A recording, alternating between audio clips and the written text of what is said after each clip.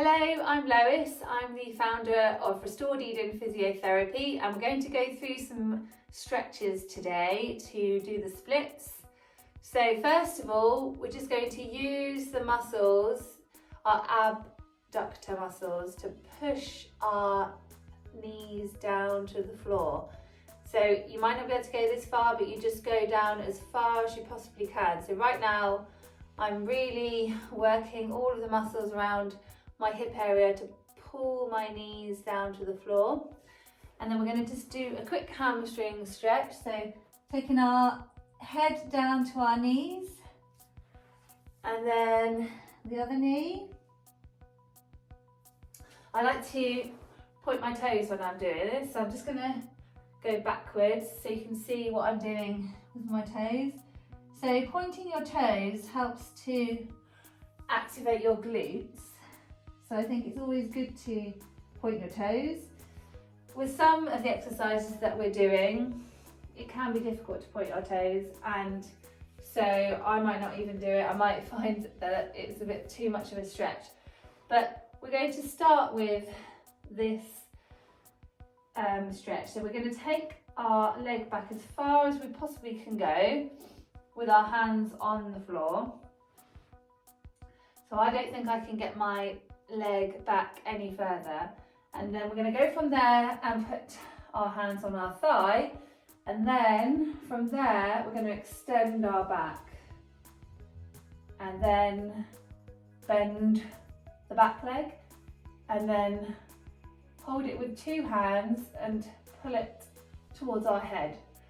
So we're trying to not only stretch our hip flexors but stretch our quadricep muscles. So one of the quadricep muscles is called the rectus femoris muscle, and that attaches above the hip and below the knee. So in order to stretch that, then we need to bend our knee and put a stretch over our hip. So now we're sitting on our bottom and stretching our hamstrings with our leg out in front. Now this is a different stretch to just bending over. You'll find that this stretches your hamstring a lot more. So we're trying to stretch our arms past our foot, and then from there we're going to slide our foot forwards. Now if you do it on a slippery surface like a beach, like you could do it on the sand, or right now I'm on a very slidey mat, rug, so that's helpful because as my leg slides forward I get more of a stretch, and then we're going to try and go backwards with our lower back, and then from there let's get hold of our leg. Now ideally I would hold it with two hands, but because I'm not doing the splits sufficiently yet, I still need to have one hand on the floor. So again, I just had my toes up because that would be the most easiest position to go into, but I need to remember to point my toes to the floor. So this is really creating a big stretch in my hamstrings and my hip flexors of this leg. And then we're going to swap legs.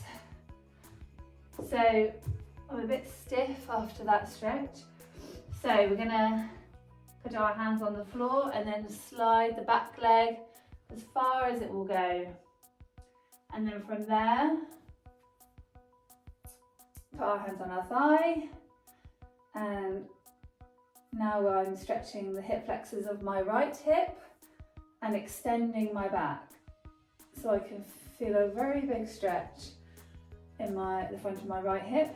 And then I'm going to lift up my leg and hold that with two hands.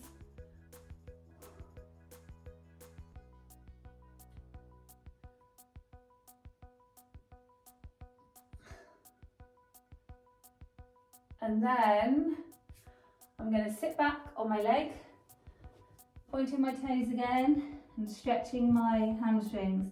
Now naturally I always seem to find stretching my left leg a lot more difficult. My left hamstring is a lot tighter than my right hamstring, so I have to work on my left side more than my right side. If one side is more difficult than the other, then you need to work that more than the other one until they're equal. Okay, so I'm sliding my leg forwards, then trying to point my toe. I have made some progress in the last few weeks because I've been doing it regularly and I've been pushing myself really hard, and bending my knee when I do the splits is a key component to this, and also stretching before I go to bed. So I've got a goal of this particular stretch that I want to do where I'm doing the splits and then I get my head on my foot, and as you can see I am quite a long way off because my head is not touching my foot yet. So, oh, it's actually quite painful. Yeah, so we're gonna stretch our groin again. So in order to do that I'm trying to do, that pose that I'm trying to do, then there's a lot of different components that need to be involved. So it's not just to do with my need to have long hamstrings and long hip flexors. I also need to have a very flexible spine to be able to extend my back. So I'm just going to stretch doing this. Now I've got my head on the floor here, so I'm stretching my hamstrings, but I'm also stretching my back because my back has to bend over. So if you've got a tight back, you're going to find this difficult. But just so you know, because I have been trying to do the splits, my back is really flexible and doesn't have any pain at all. Now, there's different levels of stiffness. Like, I wouldn't have said that I had any pain in my back a few weeks ago, but since I have been doing the splits lots of times a day, I have felt like my back is super flexible and I have got zero amount of stiffness in it at all. So, you know, even if I do a Pilates class, I don't feel any kind of stiffness or tightness at all. So whilst you might not even care if you can do the splits or not, it does show that when you're really pushing yourself, you get your back to be really mobile, and that's really key, because any amount of stiffness in our back is not good. We don't want any stiffness because stiffness creates pain in the future, and we're trying to prolong our youthfulness. And the way to prolong your youthfulness, I know that like the cosmetic industry is always talking about skincare and whatever else, but really the main thing that makes you look old is how mobile you are. And there's a lot of people that I can look at from behind, and I think like they look like a 40 or 50-year-old, and then I look behind me and look at their face, and they're actually only 15 years old, because you know they've got a real baby face, but from behind their body looks like a 40 or 50-year-old because they're very bent over and have got very poor posture. They look like they haven't really done much exercise in their life. They look like they're on their phone a lot, and their body's very curved, and that's not a good thing. Like, it's not good to have a body that's like an old person when you're only 15 just because you haven't done any exercise in your life. And that's way more important than the quality of your skin. And actually, if you look after your body, the quality of your skin is going to look good, because real skincare comes from within. It's to do with how much exercise you're doing and what exercise you're doing, and also what food you're eating. Are you eating processed food, or are you eating wholesome organic food that has got nutrition in it, as many different kinds of vegetables as possible. I'm not a dietitian, but I do have a dietitian working for me. She's called Annie Ebarrow, and if you want an appointment with her, please do visit our website or get in touch, because she's very, very knowledgeable and helpful. But yeah, today we're really just talking about doing the splits and the benefit of trying to do the splits. And even if you don't ever manage to do the splits, these exercises are going to really, really help you. So right now I am stretching my hips in every direction, and by doing that, then we can help them to loosen up, and so there's no restriction and resistance to the movements that I'm trying to do. So even doing the same exercise, like you could think, oh, I've already done this exercise. Yes, I did already do this exercise, but I'm doing it again. Even stretching my right leg will help my left leg to get more flexible. We have slings in our body, so there is a sling that a diagonal sling, a longitudinal sling, and a horizontal sling. And if you're trying to, so like the diagonal sling can go from your right shoulder to your left foot, and so by stretching one leg, then you can help the other leg to get more flexible. So that's what we're doing. We're just trying to loosen up our entire body, and also we're trying to get our lower back moving. So it's not just to do with our hamstrings, it's to do with our lower back. We need to have flexion, extension, left side flexion, right side flexion, left rotation, right rotation, and be able to move in every direction a long way. And for what I'm doing, where I'm trying to get my head on my foot, then I need a lot of back extension to do that. So I am going to show you how to do that. So we're just going to do hurdle stretch. So right now I'm trying to push my knee into the floor to keep it straight, and I'm trying to push my toes into the floor and curling my toes over. If you curl your toes too much, then you can have a tendency to get cramp, but that's just because they're not used to it. They're not used to having to work. So we're going to do back extensions. So with a back extension, you need your hips on the floor and then you're pushing up. So I've got straight elbows, and then my hands are coming as close to my hips as possible whilst keeping my hips on the floor. So I'm going to do 10, 9, 8, 7, 6, 5, 4, 3, 2, 1, and then come into a child's pose. So a minute ago the back extension was doing extension of my back, and now I'm doing flexion of my back. And then I'm going to do child's pose with a twist, so twisting all the way round.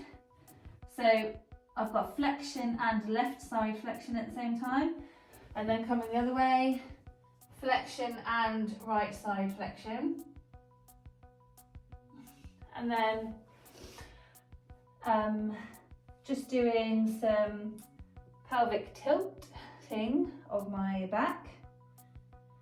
So there should get a lot of movement. There should be a lot of movement in your lower back. And then we're going to do some circles. So we're getting our pelvis to rotate on our lumbar spine. So the lumbar spine is the bottom end of our spine. Then it turns into your sacrum, and then it's sitting on top of your pelvis. And then go the other way. So we want our pelvis to be able to have full range of movement whilst moving on the sacrum and the lumbar spine. So this is the whole point of this. And now we're just going to come onto our back, and get in to a long sitting position. So we're just going to come onto our back now, and we're going to do a pelvic tilt lying on our back. So if I lie on my back, you can't really see very well through the camera, but I can get 2 hands underneath my back, and then when I posteriorly tilt my pelvis, my spine comes onto the floor, then I tilt it forwards, and then I've got a big gap, and then I go backwards and there's no gap. Now if you've got a very stiff lower back, I'm going to keep doing my pelvic tilts in. If your lower back does not move very well like this, it's because the little muscles that are at the lower part of your back are not activating. And if they're not activating, then that is how you can get stiff back, because there's no movement going on there. And now we're going to posteriorly tilt and then come into a bridge. Now if you've got a stiff back, when you come into this bridge, you're going to find that your lower back has a bit of a, ooh, that's a nice stretch kind of feeling. So you're coming up and then you feel a nice stretch, and then you come down and then coming up and feeling that nice stretch. If you want to make it harder, you can do a single leg bridge, but that's more to work your glutes, gluteus maximus. You should be able to do 20 or 30 of these very easily if you've got sufficiently strong gluteus maximus. And then we're going to swap legs. So you might think, what has this got to do with doing the splits? But it's got a lot to do with doing the splits, because we are activating the muscles, getting the blood flowing, and helping everything to move as it should do. Okay, so from there, I'm now going to do a crab, because I am aware that I need to just get as much extension in my back as possible. This might be difficult because it's quite a slippery rug that I'm on, but I'm just going to push myself up as much as I can and then come down again, and then do rolling like a ball. So putting my knees into my chest and then rolling, and then coming up into a shoulder stand. So you want to have a straight line between your shoulders and your toes, and then you can take one leg down and then keep the other leg up, and then 2 legs down. So you can do this as much as you want, but for now we'll just do it once. And then from there, let's do a bit more back extension. So let's just do 1 leg kick to stretch our quads. So we're going to go toe, heel, toe, heel, toe, heel, toe, heel, toe, heel, toe, heel.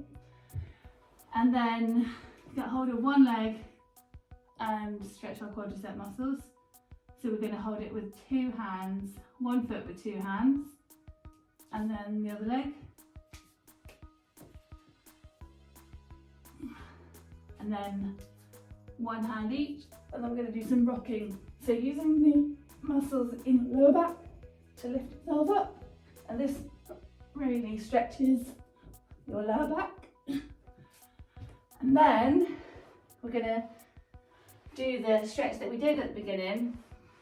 So we're taking our back leg back as far as we can, and let's see if it's made any progress. So I'm trying to extend my back, then lift up my back leg, and I'm trying to pull my foot towards my head. Now if you get someone to help you at this stage, like I got my child to sit on my leg when I did this the other day, and that really did stretch a lot. And then sitting back, put your head on your knee, and then going forwards into the splits again.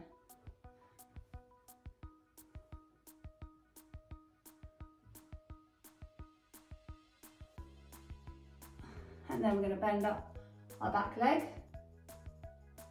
and try and get closer. So I am making progress because I am going further than I did at the beginning of the video. And then other leg. So stretching, getting that back leg back as far as we can.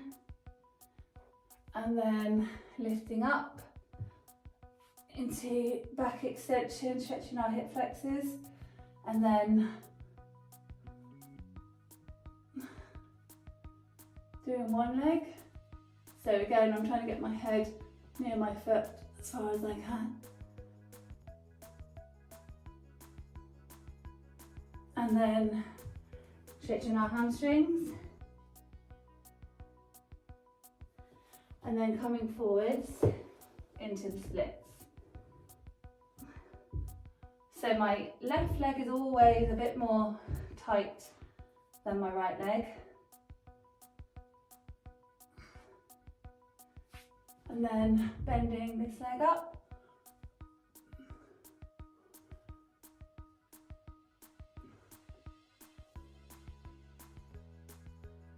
And that is it for stretching to get to the splits. So I will show you more progress in a few weeks when I've managed to do the splits. It was lovely to talk to you today, and please subscribe for more videos on physiotherapy and Pilates. Thank you, bye bye.